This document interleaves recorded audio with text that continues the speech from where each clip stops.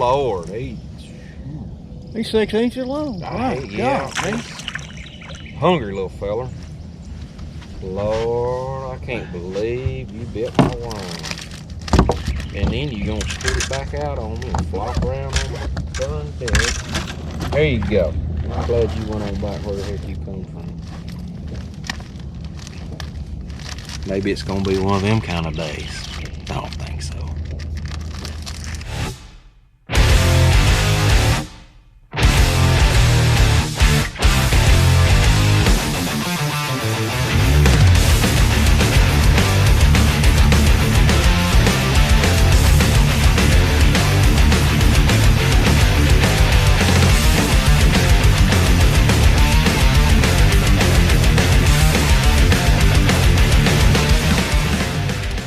Some days you're the bug, some days you're the windshield.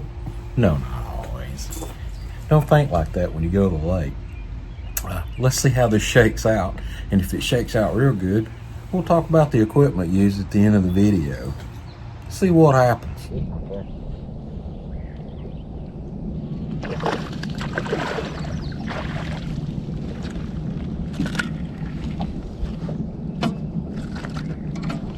Look at there. Solid 2-pounder. He's a solid little fella. Well, alrighty. Thank you, buddy. He is solid. About crossed his darn little eyes. He hit it 3 or 4 times and then swam off with it.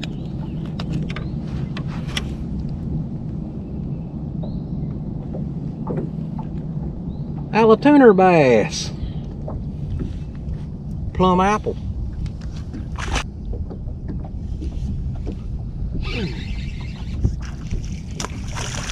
I like to put his little ass in the boat. Did you see him fly? I hope I got that on camera. I think he might have. He said, I pulled that up out of the water. I ain't kidding. He flew 20 foot straight at the boat. I even started to flinch. I was like, inbound. He's coming in. Oh. Me and Tom was fishing the other day, and that's pitiful.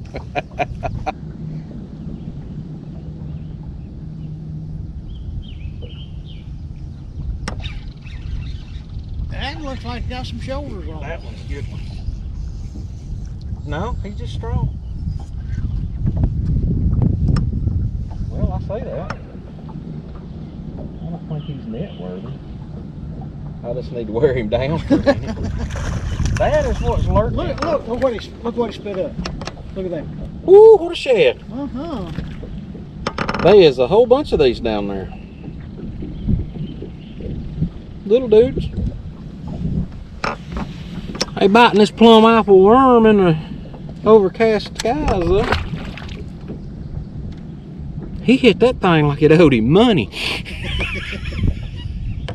If this wind will die down, I'll reposition this and we'll get us another one or two of them. Had to wait on them ripples go. There you go.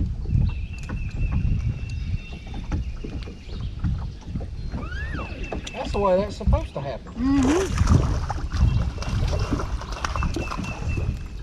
He's pretty good size.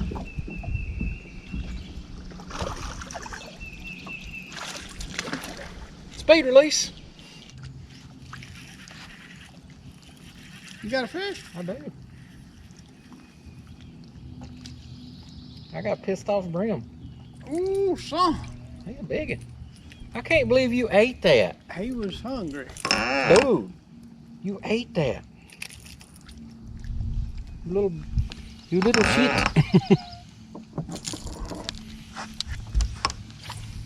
Well, I mean, it counts, right?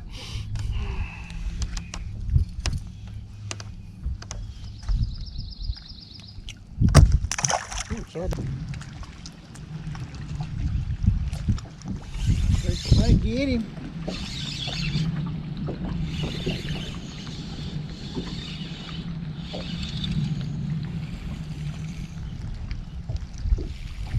What little I see, look, pretty good. I'm joking. He spit that up. What the hell is that? Another worm? It's the tail of somebody's worm. Yeah, I thought I lost my worm on that one. Typical tuna special. If you're just wanting to go out, have a good day on the water and catch fish, and not be the bug or the windshield, try the 1-2 approach. Worms always work. They're a very versatile bait. The 1-2 punch, get you a wacky worm, fish it up shallow, around structure and stuff. Got an overhanging tree, weird looking little lay down. Pitch it up in there and let it float down, work it around. Watch what happens. If you want to move out and fish the deeper water, use your Shakyhead. It's going to get down there faster depending on where you use, an 1/8 up to a 3/16 weight. That's all up to you. I usually try that approach, and I use 2 different color worms depending upon if it's cloudy and overcast or if the sun's out shining. Let's go over what equipment that I've got laid out here. Okay, here's 2 rods. You can use whatever kind of spinning gear or bait caster that you choose. That's totally up to you. This is an Aired X rod. They're around 50 bucks. That's a Tatula.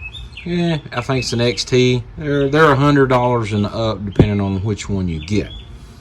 Use the length that's appropriate for you, your size, or whatever your budget may be.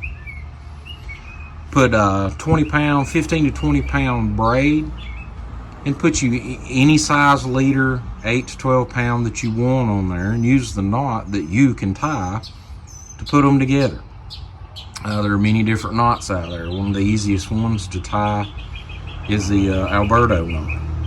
That FG knot, it requires a little bit more time and patience. As far as the hooks and stuff, this is an owner